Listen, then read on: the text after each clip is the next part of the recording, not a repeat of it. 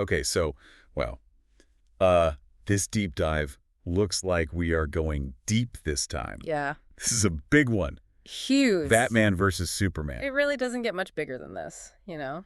It's crazy, and from what I've seen in the source material, Yeah. it's not just like they're, disagreeing on like, how to do laundry or something. Right. This is like a fundamental difference in ideology. Yeah, it's like two totally opposite worldviews clashing. Yeah. I mean, you've got Superman, who is basically going full-on world police, Yeah. deciding how the world should be run. Right. And then you've got Batman, who's all about, like, individual freedom and, justice, but on his own terms. Yeah, and from what I've seen, it seems like Superman's like really going off the deep end. Oh, yeah, he's definitely not the Boy Scout we all know and love anymore. Yeah, there's some pretty dark things happening in these stories. For sure. Like, it's definitely not the, the lighthearted fun you might expect from a superhero story. Not at all. And to make things even more interesting, there's this mysterious super pill involved. Oh, yeah, the super pill. That's a whole other can of worms. Yeah. What is the deal with this thing? Well, from what I gather, it's like this incredibly powerful substance. Okay. And it seems to have come from Superman's fortress of solitude. So like Superman's like personal hideout. Exactly. His own little private domain. But what's it doing in the story? Well, that's the million-dollar question, isn't it? Yeah. But the fact that it shows up at all is a pretty big deal. Right. I mean, think about it. Why would something so powerful be kept in Superman's, like, private sanctuary? Yeah, that's a good point. I mean, it suggests that it's something really important, maybe even dangerous. Okay. And the fact that Batman has gotten his hands on it, Uh-oh. that's even more intriguing. Yeah, what's he doing with it? Well, from the sources, it seems like he's been trying to analyze it. Okay. Like he's trying to figure out what it does, So he's not just going to swallow it. No. He's way too smart for that. Batman is a strategist. He always thinks things through very carefully. Right. And I think it's safe to say that he's not planning on taking Superman on in a fair fight. Yeah, that's a good point. I mean, Superman is basically like a god. Right. You can't just punch him in the face and expect to win. Nope. Batman is going to need some kind of edge if he's going to stand a chance. Okay, so we've got this super pill, this mysterious substance that could potentially tip the scales in this whole Batman versus Superman conflict. Exactly. And that brings us to the showdown in the Batcave. Oh man, this is where things get really intense. Yeah, this is like the climax of the whole story. So set the scene for us. What's going on? Okay, so picture this. It's nighttime. The Batcave is dark and shadowy. Classic. Batman is there doing his Batman thing. Okay. And suddenly Superman shows up. Uninviting, I'm assuming. Oh, yeah. Very uninvited. Oh. He basically bursts into the Batcave unannounced, and he's not happy. Yikes. He's there to confront Batman, to tell him to stay out of his way. But here's the thing. This isn't the Superman we're used to seeing. Right. He's not the beacon of hope, the symbol of truth and justice. Right. This Superman is cold and hard. He's almost threatening. Whoa. Yeah, it's pretty chilling, actually. So what does Batman do? Well, being Batman, he doesn't just back down. Right. He tries to reason with Superman. He tries to appeal to his better nature. Okay. He even tries to distract him, throws in a reference to the Guild of Owls, anything to buy himself some time. But Superman is not having it. Oh, He's no. made up his mind. He's going to do things his way, and no one is going to stop him. So what happens? Well, things escalate pretty quickly. Talking about. Superman starts to get really aggressive, and Batman realizes that he's outmatched. Right. I mean, he's a skilled fighter, but he's still just a human.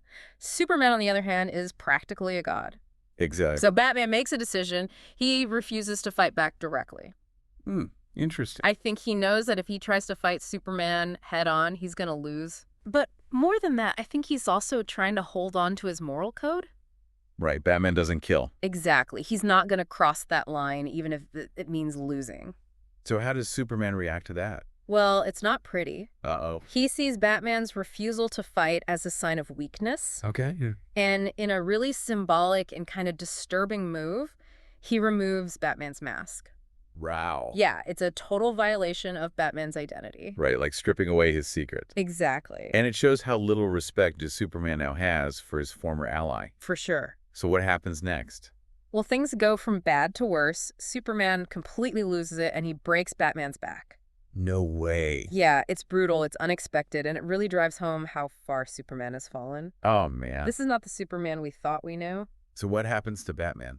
Well, just when you think it's all over in steps, Alfred, Batman's butler. the one and only. I mean, he always seemed like a nice guy. Oh, yeah. He's the epitome of the loyal and proper British butler. Right. Always there with a witty remark and a cup of tea. Yeah, but I'm guessing this isn't tea time, Alfred. You got that right. This is Alfred fueled by the super pill. Oh, wow. And let me tell you, he is not messing around. What does he do? Well, first he headbutts Superman. Whoa. Yeah, I know, right? Not what you'd expect from Alfred. Not at all. But he doesn't stop there. He starts throwing punches, kicks, the whole 9 yards. Whoa, he's like a completely different person. He is. It's like all of his pent-up anger and frustration just comes pouring out. And Superman, what does he do?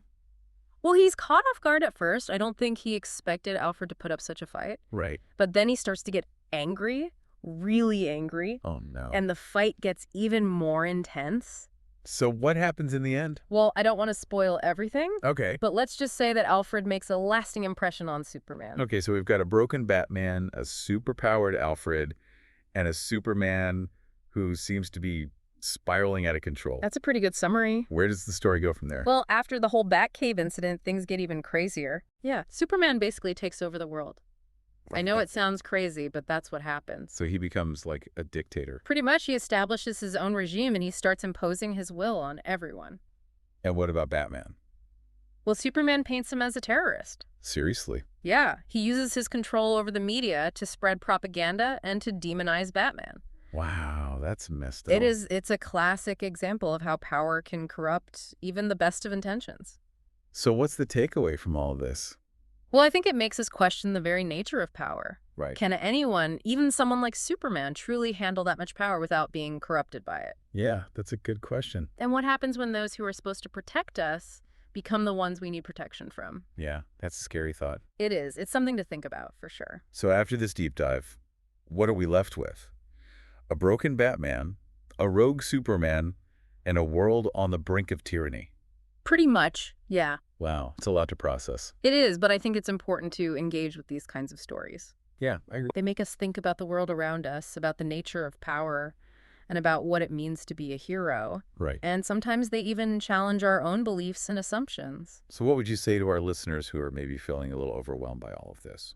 Well, I'd say don't be afraid to ask questions, to challenge the status quo, and to think for yourselves. That's good advice. And remember, even in the darkest of times, there's always hope. Right. There are always people who are willing to stand up for what's right, even if it means going against the grain. And on that note, I think we'll wrap things up for today. Sounds good. This has been a truly wild deep dive. Yeah, it has. Thanks for joining us, everyone. Until next time. Bye. Bye.